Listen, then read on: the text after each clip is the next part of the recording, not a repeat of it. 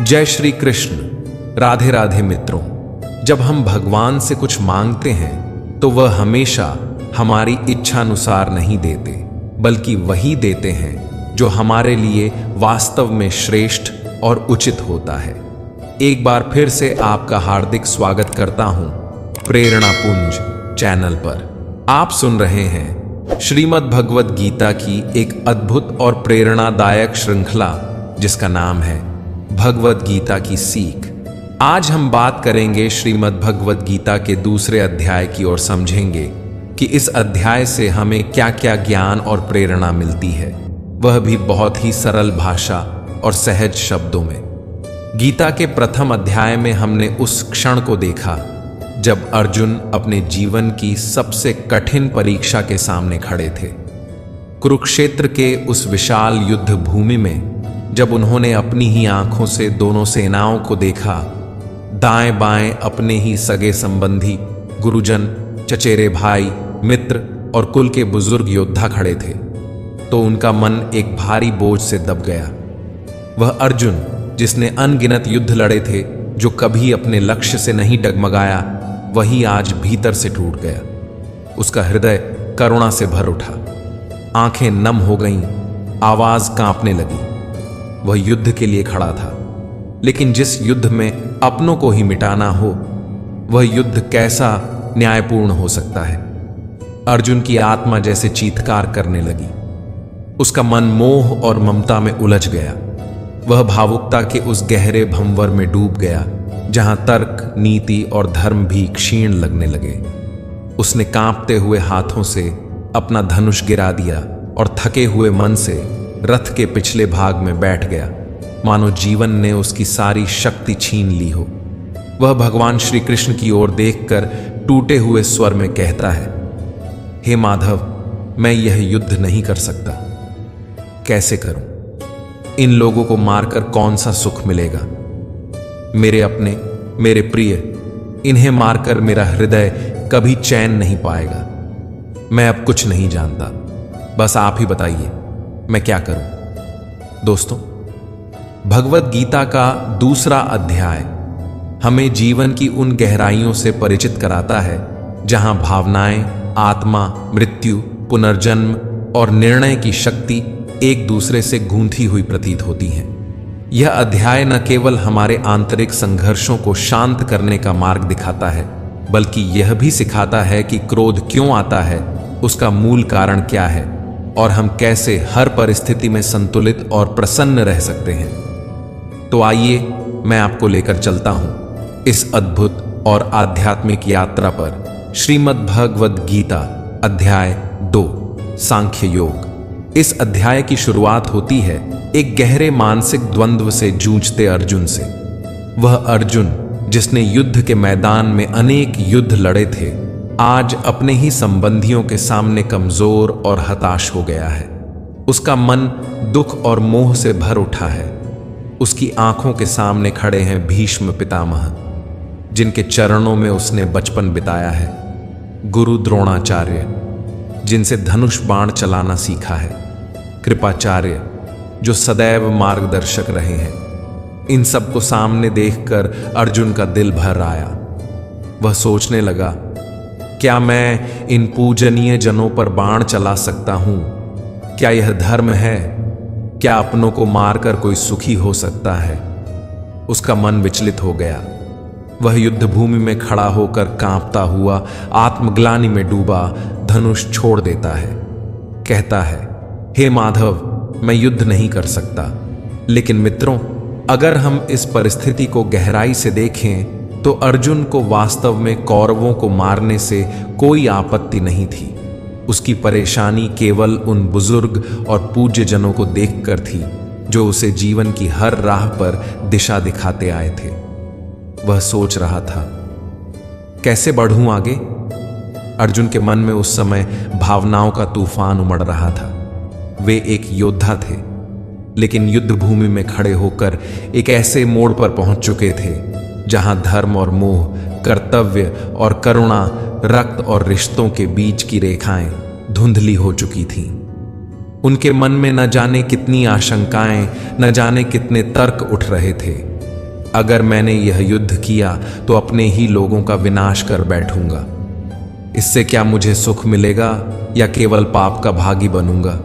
इन सवालों ने उन्हें भीतर से तोड़कर रख दिया था। वह अर्जुन जो कभी महाभारत के महानायक कहे जाते थे, आज रथ के पिछले हिस्से में बैठकर अपने ही विचारों के बोझ तले दब चुके थे। मित्रों, आपको क्या लगता है, अर्जुन घबरा गए थे? जी हां, अर्जुन घबरा चुके थे पूरी तरह से। उनका मन डोल रहा था, बुद्धि भ्रमित थी, आंखें अश्रुपूरित थीं और हृदय व्याकुल था। अब उन्हें चाहिए थी एक दिशा, एक संबल, एक ऐसा आलोक जो इस अंधकार को चीर सके। वे बहुत कुछ कह रहे थे, अनेक तर्क दे रहे थे, परंतु वह सब एक व्याकुल आत्मा की पुकार थी जो केवल सत्य जानना चाहती थी, धर्म और अधर्म का अंतर समझना चाहती थी। लेकिन अब तक भगवान श्री कृष्ण ने मौन धारण किया था। वे एक भी शब्द नहीं बोले थे। उन्होंने अर्जुन को उसकी पूरी वेदना, उसकी सारी दुविधाएं व्यक्त करने दी, क्योंकि वे जानते थे जब तक मन का बोझ बाहर नहीं निकलेगा तब तक ज्ञान का दीप जलाना कठिन है। और अब दूसरे अध्याय में वही श्री कृष्ण बोलते हैं, जिनके शब्द केवल शब्द नहीं बल्कि जागृति की किरणें हैं। अब वे अर्जुन की हर आशंका को करुणा, धैर्य और दृढ़ता से मिटाने का प्रयास करते हैं।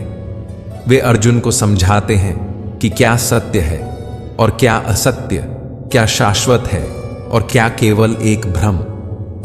जब अर्जुन को यह महसूस होता है कि वह अंदर से पूरी तरह टूट चुका है, कि उसका मन अनेक आशंकाओं, दुविधाओं और संवेदनाओं के जाल में फंस गया है, जब उसके सामने जीवन की सबसे बड़ी और निर्णायक चुनौती खड़ी होती है, जहां एक तरफ धर्म है तो दूसरी तरफ अपने ही प्रियजन, तब वह भीतर से इतना थक चुका होता है कि अब उसे सिर्फ एक चीज की आवश्यकता होती है, मार्गदर्शन।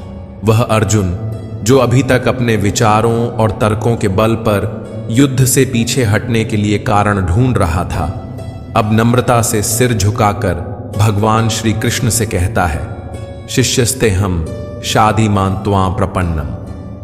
हे कृष्ण, अब मैं आपका शिष्य हूं, आपकी शरण में आया हूं, कृपया मुझे उपदेश दें। मित्रों, यह कोई साधारण वाक्य नहीं था, बल्कि एक योद्धा का पूर्ण आत्मसमर्पण था।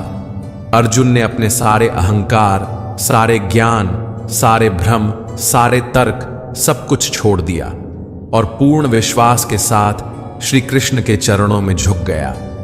उसकी आवाज में अब कोई द्वंद्व नहीं था, बल्कि एक शिशु जैसी मासूम पुकार थी, हे माधव, मुझे बताइए क्या सही है, क्या गलत। मुझे दिखाइए वह राह जो मेरे कर्तव्य से मुझे जोड़ दे, मेरी आत्मा को जो शांति दे। उस पल में अर्जुन केवल एक योद्धा नहीं रहा, वह बन गया एक साधक, एक जिज्ञासु आत्मा जो अंधकार में भटकते भटकते अब प्रकाश की ओर हाथ बढ़ा रहा था। यह वाक्य, शिष्यस्तेहम शाधीमान् त्वां प्रपन्नम, केवल अर्जुन की विनती नहीं थी, बल्कि हम सभी की ओर से कही गई एक सार्वभौमिक पुकार है। जब जीवन हमें ऐसे मोड़ पर लाकर खड़ा कर देता है जहां न कोई राह दिखती है, न कोई सहारा, और तब केवल भगवान ही मार्गदर्शक बनते हैं, जैसे उस दिन श्री कृष्ण अर्जुन के बने थे। मित्रों, भगवद गीता का यह क्षण अत्यंत गहरा और भावनाओं से भरा हुआ है।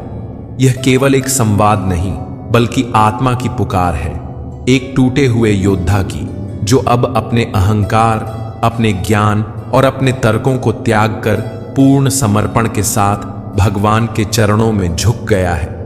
यह वह पवित्र क्षण है जब अर्जुन, जो श्री कृष्ण के न केवल परम मित्र बल्कि चचेरे भाई भी हैं, अब उन्हें केवल सखा नहीं बल्कि अपना गुरु स्वीकार करते हैं। वर्षों की मित्रता, स्नेह और साथ अब एक गुरु शिष्य के पवित्र संबंध में परिवर्तित हो जाती है। अर्जुन अपनी आत्मिक पीड़ा और मानसिक भ्रम को स्वीकार करता है। वह कहता है, हे कृष्ण, मुझ पर कार्पण्य दोष अर्थात कायरता और दुर्बलता हावी हो गई है।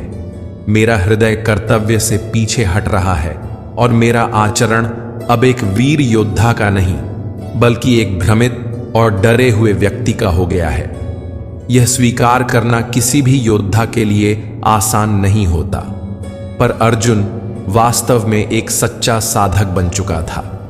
जब आत्मा थक जाती है, जब बुद्धि काम करना बंद कर देती है और जब मन द्वंद्वों से घिर जाता है, तब जो अपने अहंकार को त्याग कर गुरु के सामने नतमस्तक होता है, वही जीवन की सच्ची राह पर आगे बढ़ता है।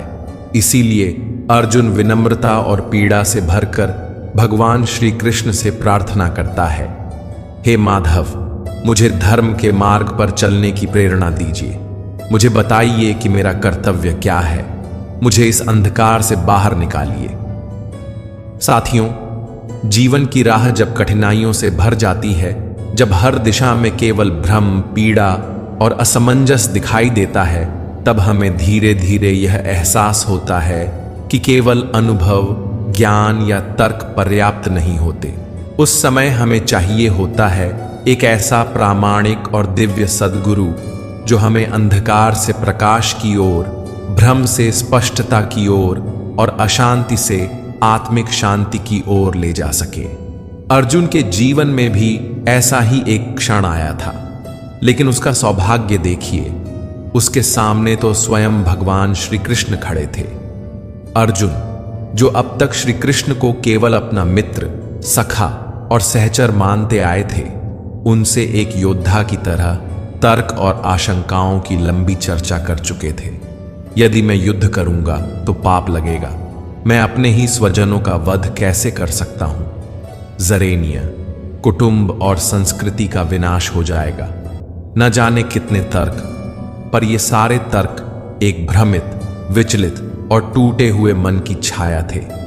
और फिर आया वह अलौकिक क्षण, जब अर्जुन ने अपने भीतर झांक कर देखा और स्वीकार किया कि वह अब खुद को नहीं समझ पा रहा। उसकी बुद्धि कुंठित हो गई है, निर्णय शक्ति क्षीण हो चुकी है। तब उसने अपने अहंकार का त्याग किया, अपने ज्ञान का परित्याग किया और पूरे भाव से, विनम्रता से श्री कृष्ण के चरणों में झुक गया। वह कहता है, हे कृष्ण, अब मैं सही और गलत के बीच का भेद नहीं कर पा रहा हूं। मेरा मन व्याकुल है और मैं इस युद्ध के बीच अपने कर्तव्य को नहीं समझ पा रहा। इसलिए अब मैं आपका शिष्य हूं, आपकी शरण में हूं। कृपया मेरा मार्गदर्शन कीजिए, हे माधव। अर्जुन की दुविधा, उसका संशय, उसकी आंखों में ठहरा हुआ डर और कांपते हुए शब्दों को देखकर भगवान श्री कृष्ण बस मुस्कुरा दिए। एक करुणामयी मुस्कान जिसमें प्रेम भी था, समझ भी थी और गहराई भी। वे जानते थे कि यह केवल अर्जुन की नहीं, हर उस आत्मा की स्थिति है जो जीवन की चुनौतियों के सामने घबरा जाती है। और जब कोई मनुष्य सच्चे हृदय से मार्ग मांगता है, तब भगवान कभी मौन नहीं रहते। श्री कृष्ण की वह मुस्कान ही गवाही थी कि अब ज्ञान का वह अमृत बरसने वाला है, जो न केवल अर्जुन को खड़ा करेगा, बल्कि हजारों वर्षों बाद तक इस संसार को दिशा देगा। और यहीं से आरंभ होता है वह दिव्य संवाद जो आज भी हमारी आत्मा को झकझोर देता है, श्रीमद् भगवद गीता का अमूल्य ज्ञान। तो मित्रों, ध्यान से सुनिए, जैसे स्वयं अर्जुन सुन रहे थे। श्री कृष्ण अर्जुन की ओर देखकर गंभीरता और करुणा से कहते हैं, हे अर्जुन, ये तुम्हें अचानक क्या हो गया है? तुम तो वे बातें कर रहे हो जो किसी बड़े ज्ञानी को शोभा देती हैं, लेकिन तुम्हारा हृदय तो मोह और ममता से जकड़ा हुआ है। तुम जीवन और मृत्यु की चिंता में पड़े हो, लेकिन सच्चा ज्ञानी न तो मरने वालों का शोक करता है और न ही वह उन लोगों के लिए रोता है जो मर चुके हैं, क्योंकि वह जानता है आत्मा अमर है, अविनाशी है। जो सच में ज्ञान को प्राप्त होता है वह न बीते हुए कल पर रोता है और न ही आने वाले कल को लेकर घबराता है। वह जानता है जो होना है वह होकर रहेगा और जो नहीं होना है वह लाख चाहने पर भी नहीं होगा। ऐसा निश्चय जिसकी बुद्धि में आ जाता है उसे कोई दुख नहीं सताता, उसे कोई चिंता नहीं घेरती। तुम जैसे योद्धा को किसी दूसरे की मृत्यु को लेकर डरना नहीं चाहिए। और वैसे भी तुम्हें क्या लगता है, क्या ये लोग तुम्हारे मारने से मर जाएंगे? क्या केवल तुम ही इन्हें मारोगे? नहीं अर्जुन, इन सबका भी एक अतीत था, पिछला जन्म था और भविष्य में एक और जन्म भी होगा। इसलिए जैसा तुम सोचकर दुखी हो रहे हो वह ज्ञान अधूरा है। और रही बात मृत्यु के पाप की, तो यह समझ लो, इनको मारने वाले तुम नहीं बल्कि मैं स्वयं हूं। तुम्हारे हाथ में कुछ नहीं है, तुम चाहकर भी कुछ नियंत्रित नहीं कर सकते। जीवन और मृत्यु यह तो प्रकृति की नियति है।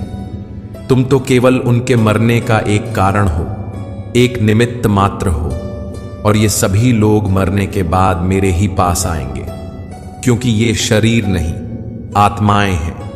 आत्मा को कभी नष्ट नहीं किया जा सकता। आत्मा तो अगले जन्म के लिए इस शरीर को उसी तरह त्याग देती है जैसे तुम पुराने वस्त्र उतारकर नए वस्त्र धारण करते हो।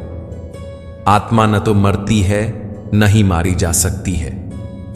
श्री कृष्ण अर्जुन की आंखों में झांकते हुए शांत और गूढ़ स्वर में कहते हैं, हे अर्जुन, जिस आत्मा को लेकर तुम इतने दुखी हो रहे हो उसे कोई भी अस्त्र शस्त्र काट नहीं सकता, अग्नि उसे जला नहीं सकती, जल उसे भिगो नहीं सकता और वायु भी उसे सुखा नहीं सकती।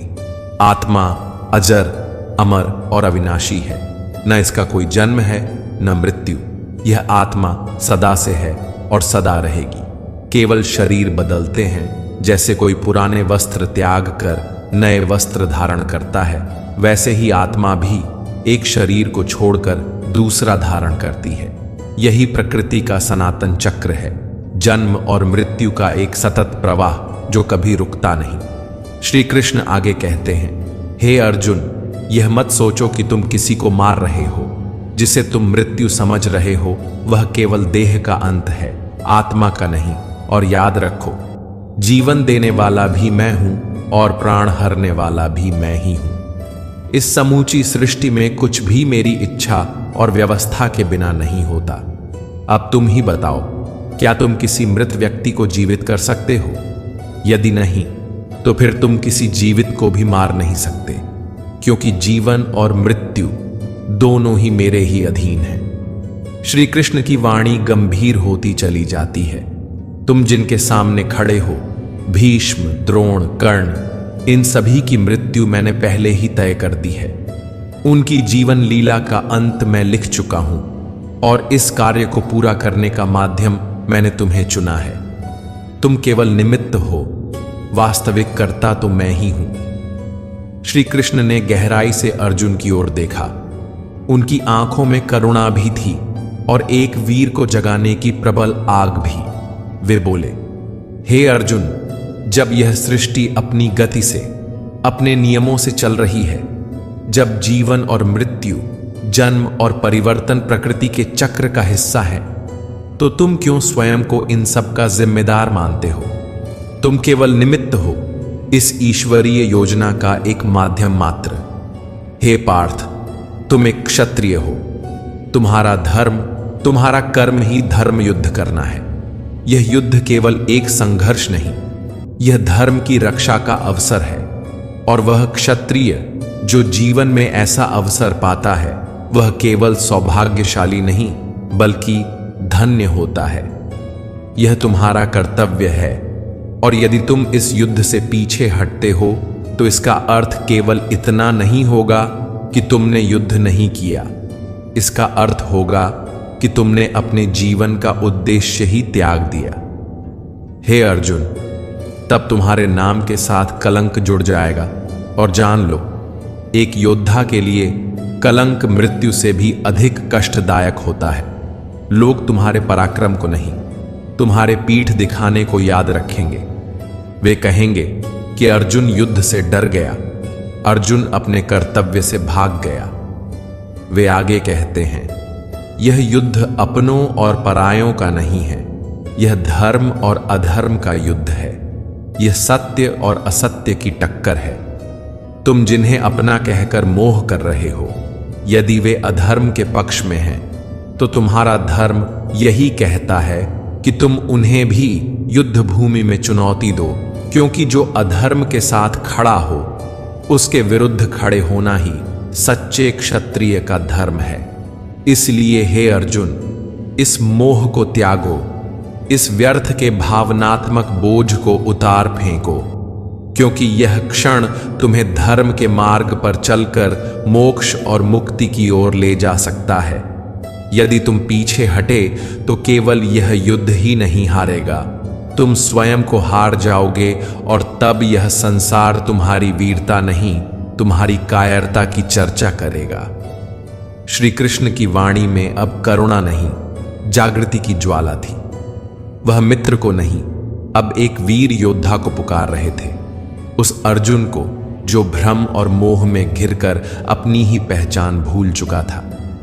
हे अर्जुन, वे बोले, अगर आज तुम इस युद्ध भूमि से पीछे हटते हो तो याद रखना, सारा संसार तुम्हें कायर, नपुंसक और डरपोक कहेगा। वे लोग जो कभी तुम्हारे पराक्रम की सराहना करते थे, जिनकी आंखों में तुम्हारे लिए सम्मान था, वही लोग तुम्हारा उपहास करेंगे, तुम्हारी वीरता पर प्रश्न उठाएंगे। उनकी बातों से तुम्हारे हृदय को जो पीड़ा होगी वह किसी भी मृत्यु से अधिक गहरी होगी। इसलिए हे पार्थ, अब सुख दुख, लाभ हानि, जय पराजय, इन सब को छोड़ दो। अपने विचारों को स्थिर करो, अपने मन को धर्म के लिए अडिग बनाओ और वीरता के साथ धनुष उठाओ।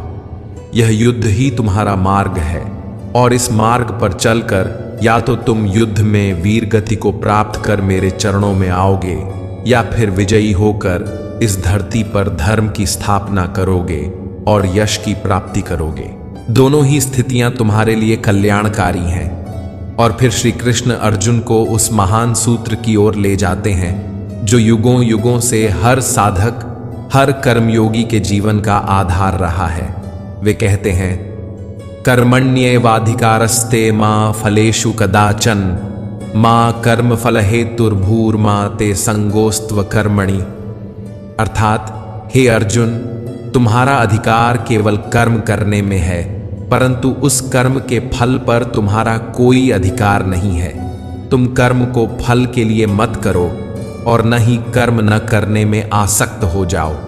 तुम कर्म करने से पहले ही उसके परिणामों को लेकर डर रहे हो, घबरा रहे हो, लेकिन यह मत भूलो, फल देने वाला मैं हूं। तुम्हारा कर्तव्य है केवल कर्म करना, निष्काम भाव से, बिना मोह, बिना आशा, बिना भय के।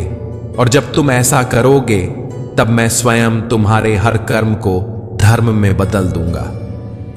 तुम अपना काम करो अर्जुन, मैं अपना कार्य कभी नहीं टालता। तुम्हारा एक एक कदम यदि वह धर्म के लिए है तो मैं उसे स्वयं संवार दूंगा। श्री कृष्ण की गूढ़ और गहन बातों को सुनकर अर्जुन का मन कुछ क्षणों के लिए शांत हुआ, लेकिन भीतर अब भी एक हलचल बाकी थी, एक प्रश्न जो उसकी आत्मा को कचोट रहा था। वह श्री कृष्ण की ओर देखा। उसकी आंखों में अब डर या मोह नहीं था, बल्कि जिज्ञासा और सीखने की विनम्रता थी। धीरे से, थोड़ा संकोच और बहुत सारी आशा के साथ अर्जुन ने पूछा, हे माधव, आपने कहा कि मैं अपने विचारों को स्थिर रखूं, अपने मन और भावनाओं को नियंत्रण में लाऊं, पर बताइए यह मैं कैसे करूं? श्री कृष्ण ने अर्जुन के भीतर उठते इस सुंदर और गहरे प्रश्न को अत्यंत प्रेम और गंभीरता से सुना। उनके चेहरे पर एक सौम्य मुस्कान थी, जैसे एक सच्चा गुरु अपने जिज्ञासु शिष्य की अंतरात्मा को पढ़ रहा हो। फिर वे मधुर लेकिन दृढ़ स्वर में बोले, हे अर्जुन, जो व्यक्ति अपने मन की समस्त इच्छाओं को त्याग देता है, जो अपने कर्मों के फलों को लेकर न कोई अपेक्षा करता है और न ही चिंता करता है, वही व्यक्ति स्थिर बुद्धि कहलाता है। वह अपने भीतर इस प्रकार संतुलन स्थापित कर लेता है कि परिस्थितियां चाहे जैसी भी हों, वह न उनसे विचलित होता है, न ही उन्हें अपने ऊपर हावी होने देता है। श्री कृष्ण आगे समझाते हैं कि ऐसा व्यक्ति जब जीवन में कुछ बुरा घटता है तो उसमें डूबकर टूटता नहीं है, और जब कोई अच्छा फल प्राप्त होता है तो वह उन्मादित होकर उड़ता भी नहीं। वह भीतर से सम पर रहता है, शांत, स्थिर और पूर्ण। जिसने भय, मोह और क्रोध को अपने मन से बाहर निकाल फेंका है, जो शुभ और अशुभ, लाभ और हानि, सम्मान और अपमान जैसे द्वंद्वों से ऊपर उठ चुका है, जो अपनी इच्छाओं को वश में कर चुका है, वही वास्तव में स्थिर बुद्धि कहलाने योग्य होता है। श्री कृष्ण अर्जुन को अत्यंत कोमलता और गहराई से समझाते हैं।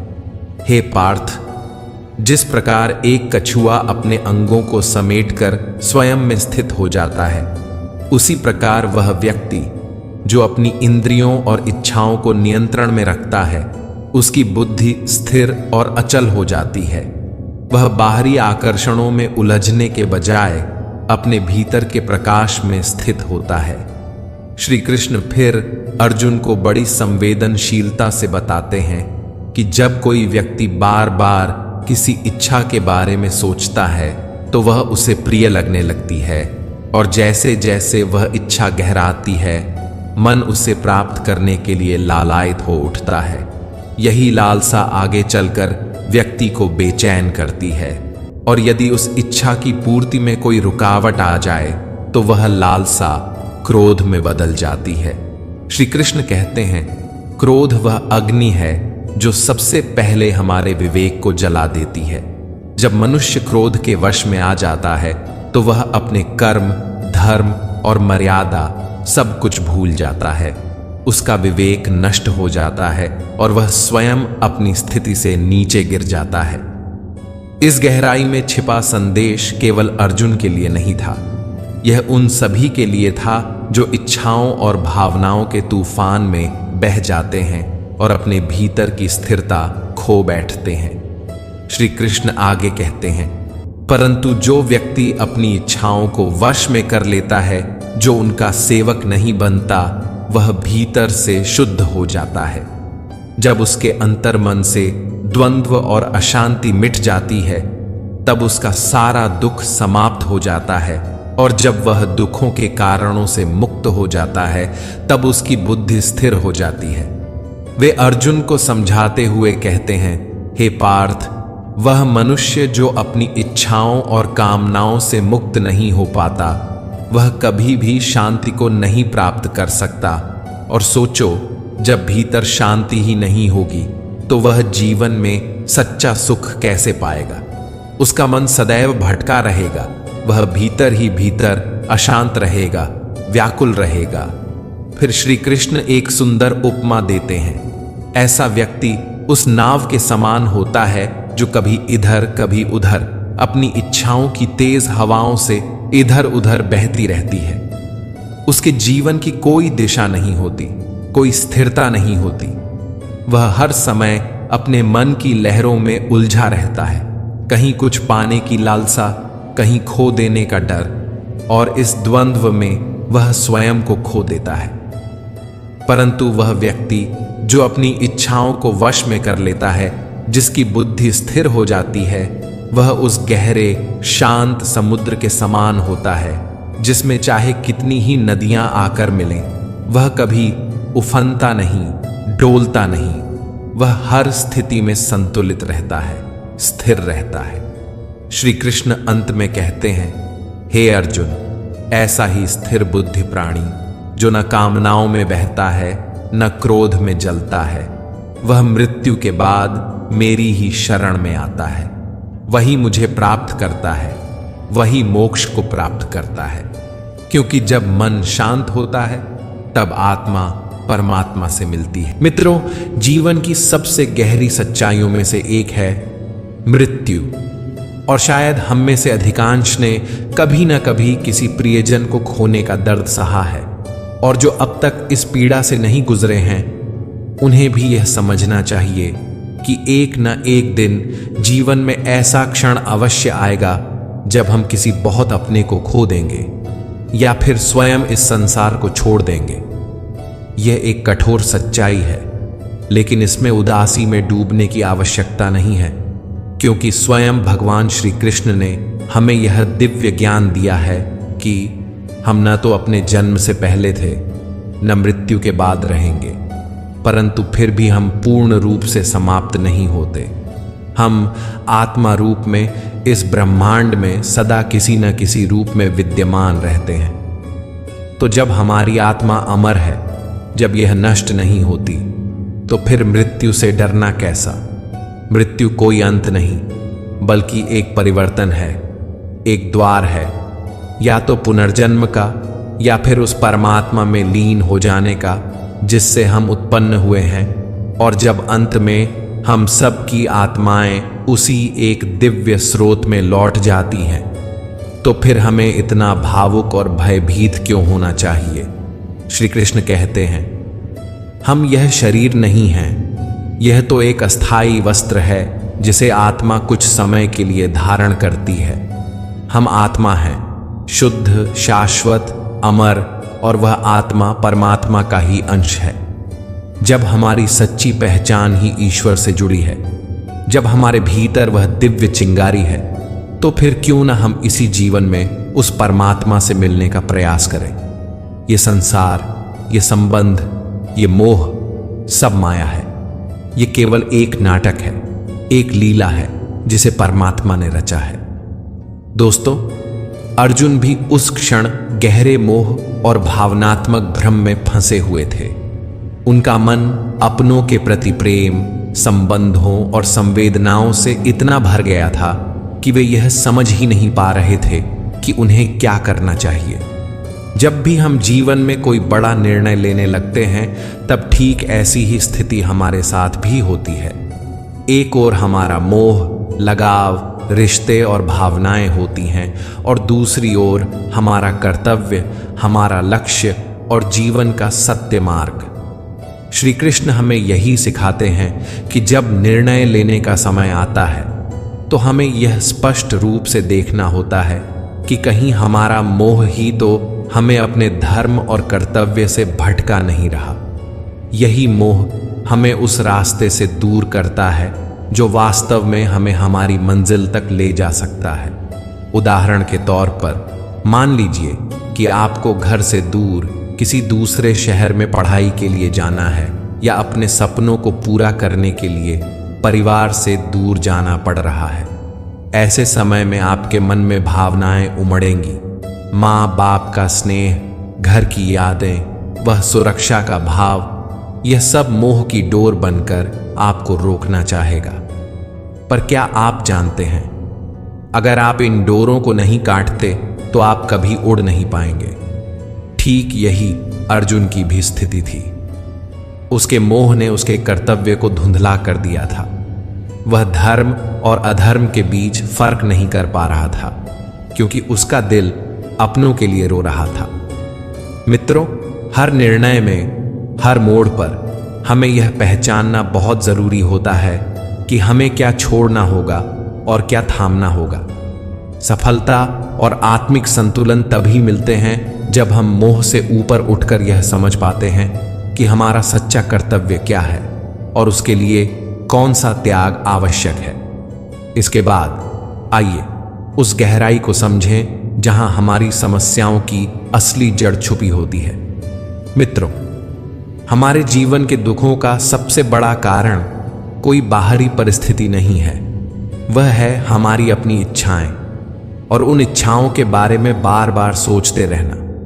हम किसी चीज को चाहते हैं, बार बार उसकी कल्पना करते हैं, मन में उसके रंगीन चित्र बनाते हैं, और धीरे धीरे वह इच्छा हमारी जरूरत नहीं, हमारा जुनून बन जाती है। जब हम उन इच्छाओं को पूरा करने के लिए प्रयास करते हैं, तो हम पूरे मन से, पूरी उम्मीद के साथ जुट जाते हैं।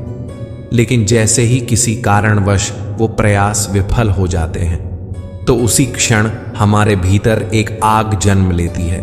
वह आग है क्रोध, और यह क्रोध एक ऐसी धीमी जहर की तरह होता है जो न केवल हमारी बुद्धि को नष्ट करता है, बल्कि हमारे रिश्ते, हमारा धैर्य, हमारी आत्मा की शांति, सब कुछ जला देता है। श्री कृष्ण कहते हैं कि यदि यह क्रोध आपके भीतर घर कर गया और आपने उसे समय रहते नहीं छोड़ा तो आप जीवन भर खुश नहीं रह सकते।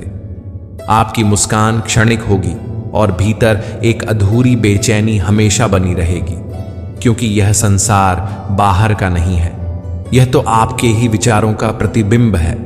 जैसे विचार आपके मन में होंगे वैसा ही संसार आपको दिखेगा। अब आप यह सोच सकते हैं, अगर जीवन में कोई इच्छा ही न रहे तो फिर हम कैसे आगे बढ़ेंगे, सफलता कैसे मिलेगी, नाम, पहचान, सम्मान, यह सब कैसे प्राप्त होगा। और यही प्रश्न अर्जुन के मन में भी था। लेकिन मित्रों, इस भ्रम को भी भगवान श्री कृष्ण ने बड़े प्रेम और गहराई से स्पष्ट किया है। वे कहते हैं कि इच्छा छोड़ने का अर्थ यह नहीं है कि आप जीवन में लक्ष्यहीन हो जाएं या कुछ भी न करें।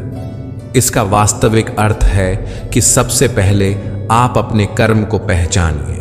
यह जानिए कि आपका वास्तविक कर्तव्य क्या है, वह कार्य क्या है जो आपको भीतर से पुकार रहा है, जो आपके जीवन का उद्देश्य है। जब आपको यह स्पष्ट हो जाए कि आपको क्या करना है, तब बिना फल की चिंता किए, सफलता की लालसा या असफलता के भय से मुक्त होकर उस कार्य को पूरी निष्ठा, श्रद्धा और समर्पण के साथ कीजिए, जैसे वह कार्य आप नहीं स्वयं भगवान कर रहे हों। श्री कृष्ण हमें यही सिखाते हैं, कर्मण्येवाधिकारस्ते मां फलेषु कदाचन, अर्थात तुम्हारा अधिकार केवल कर्म पर है, फल पर नहीं। जब आप अपने हर कार्य को यह भावना देकर करते हैं कि यह कार्य मेरे नहीं भगवान के हाथों से हो रहा है, तब आपकी हिम्मत कभी नहीं टूटती। आपका मन इस विश्वास से भर जाता है कि मैं अकेला नहीं हूं, मेरे साथ स्वयं परमात्मा है। मैं जो कर रहा हूं वह ईश्वर की प्रेरणा से, उनकी शक्ति से और उनके लिए कर रहा हूं। यह भावना आपको भीतर से इतना मजबूत बना देती है कि असंभव लगने वाले कार्य भी सरल हो जाते हैं। इसलिए इच्छा का त्याग कोई कमजोरी नहीं है, बल्कि यह सबसे बड़ा बल है। जब आप मोह, भय और फल की चिंता से ऊपर उठ जाते हैं, तब आप वास्तव में भगवान के हाथों का माध्यम बन जाते हैं। कर्म कीजिए, लेकिन उसे ईश्वर को समर्पित करके, फिर देखिए जीवन कितनी सुंदरता और शक्ति से भर जाता है। मित्रों, आशा है कि आपको श्रीमद् भगवद गीता के दूसरे अध्याय की यह सरल, भावपूर्ण और जीवन से जुड़ी हुई व्याख्या अवश्य पसंद आई होगी। यह अध्याय न केवल हमारे विचारों को स्पष्ट करता है, बल्कि जीवन को समझने का एक गहरा दृष्टिकोण भी प्रदान करता है। मित्रों, आपने इस वीडियो से क्या सीखा? हमें नीचे कमेंट करके जरूर बताएं। आपके विचार हमारे लिए बहुत महत्वपूर्ण हैं। अगर यह वीडियो आपके मन को छू गया हो या आपकी सोच में कोई सकारात्मक परिवर्तन लाया हो, तो इसे लाइक करें, अपने प्रियजनों के साथ शेयर करें और हमारे चैनल को सब्सक्राइब करके घंटे का बटन जरूर दबाएं, ताकि हमारी आने वाली सभी आध्यात्मिक, ज्ञानवर्धक और प्रेरणादायक वीडियो आप तक बिना किसी रुकावट के पहुंचती रहे। मिलते हैं बहुत जल्द श्रीमद् भगवद गीता के तीसरे अध्याय की इसी तरह की सहज, गूढ़ और हृदय स्पर्शी व्याख्या के साथ। तब तक के लिए अपना ध्यान रखें, स्वस्थ रहें, प्रसन्न रहें और श्री कृष्ण के उपदेशों को अपने जीवन में अपनाकर अपने पथ को उज्जवल बनाएं। जय श्री राधे कृष्ण। राधे राधे।